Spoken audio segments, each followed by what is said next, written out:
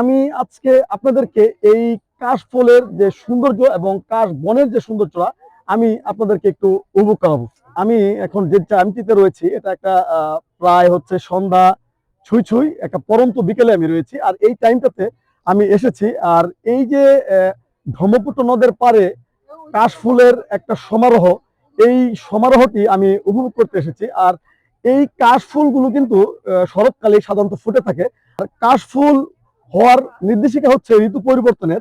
সাধারণত এই কাশফুলগুলো ফুটে থাকে এটা হচ্ছে যে নদীর পাড়ে ফাঁকা জায়গায় বালুময় জায়গাগুলোতেই বেশিরভাগ কাশফুলগুলো ফুটে থাকে। আমি আপনাদেরকে এই অনেক ভিজিটর এসেছে এই ব্রহ্মপুত্র নদের পাড়ে, তারা কাশফুলের এই সৌন্দর্যগুলো উপভোগ করার জন্য। আমি আস্তে আস্তে এই সাদার মাঝে আমি ভেতরে প্রবেশ করছি এবং আপনাদেরকে এই কাশবনের যে মনোরম দৃশ্যগুলা আমি আপনাদেরকে একটু উপভোগ করানোর চেষ্টা করছি। আরেক বড় ভাই এই যে ভিতর থেকে সে ছবি তোলার জন্য গিয়েছিল।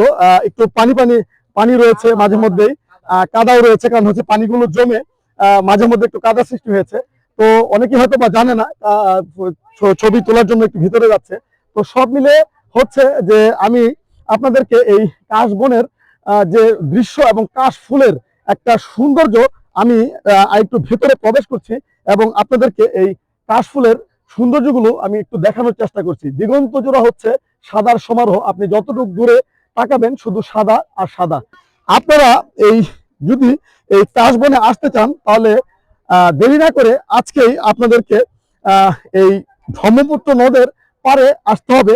আর ব্রহ্মপুত্র নদের পাড়ে আসলে এই শিল্পাচার্য জয়নুল আবেদিন সংগ্রহশালার পাশে যে ব্রহ্মপুত্র নদের বুকে গড়ে ওঠা চর রয়েছে, সেই চরের মাঝেই এই কাশবনের একটা সমারোহ হয়েছে, কাশফুলের একটা সমারোহ রয়েছে। তো আপনারা যদি এখানে আসবেন এবং আপনার ছেলে মেয়েকে নিয়ে এবং আপনার বন্ধু বান্ধবদেরকে নিয়ে এই সৌন্দর্য উপভোগ করবেন এবং সাদার মাঝে আসলে আপনার মনটাও সাদা হয়ে যাবে এবং আপনার মনের ক্লান্তি দূর হবে এবং একটা অন্যরকম একটা পরিবেশ আপনি এখানে উপভোগ করতে পারবেন। আমার এক ভাই আছে, আমার ভাইটি উনি বেশ কয়েকবার কাঁধে মাঝে, আর তার হাসিটাও খুব সুন্দর। ভাই, আপনি যে এখানে আসছেন আপনার কেমন ফিল হচ্ছে? সেই ফিল তার মানে হচ্ছে যে সে এই প্রাকৃতিক পরিবেশের সাথে এই প্রাকৃতিক সাদা সমারোহের মাঝে এবং এই প্রাকৃতিক কাশবনের মাঝে উনি নিজেকে হারিয়ে ফেলেছে। এখানে অনেকেই এমন অনেক ভিজিটর রয়েছে। সব মিলে আপনি আসলে এখানে যদি আসেন একটা সময় করে, তাহলে আপনি একটা সুন্দর সময় এখানে উপভোগ করতে পারবেন। আমি আজকে আর বেশি কিছু বলবো না, আবারও কোনোদিন কোনো পথে আজকে এই ব্রহ্মপুত্র নদের পারে এই কাশবন থেকে বিদায় নিচ্ছি। আল্লাহ হাফেজ, আসসালামু আলাইকুম।